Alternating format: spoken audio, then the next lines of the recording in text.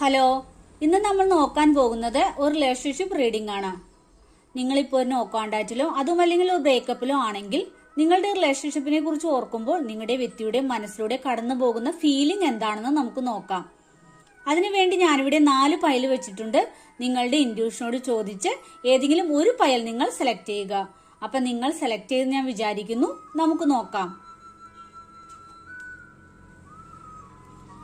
നിങ്ങൾ ആദ്യത്തെ പയലാണ് സെലക്ട് ചെയ്തെങ്കിൽ നിങ്ങളുടെ റിലേഷൻഷിപ്പ് ഇപ്പൊ പൂർണ്ണമായും ഒരു ബ്രേക്കപ്പിലാണ്. ഈ റിലേഷൻഷിപ്പിനെ കുറിച്ച് ഓർക്കുമ്പോൾ ആ വ്യക്തിയുടെ മനസ്സിലൂടെ കടന്നു പോകുന്നത് വേദനാജനകമായ ഒരു അനുഭവമാണ് കടന്നു പോകുന്നത്. ഇനി നിങ്ങൾ രണ്ടാമത്തെ പയലാണ് സെലക്ട് ചെയ്തെങ്കിൽ നിങ്ങളുടെ വ്യക്തി നിങ്ങളെ ആർക്കും വിട്ടുകൊടുക്കില്ല എന്ന നിലപാടിലാണ് ഉള്ളത്.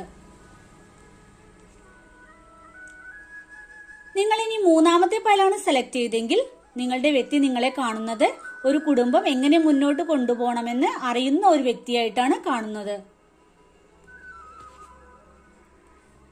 ഇനി നിങ്ങൾ നാലാമത്തെ പയലാണ് സെലക്ട് ചെയ്തെങ്കിൽ നിങ്ങളുടെ വ്യക്തിയുടെ മനസ്സ് നിങ്ങളെക്കുറിച്ച് ഓർക്കുമ്പോൾ നഷ്ടപ്പെട്ടു പോയ ഒരു പ്രണയത്തെ കുറിച്ചാണ് ഓർമ്മയുള്ളത്.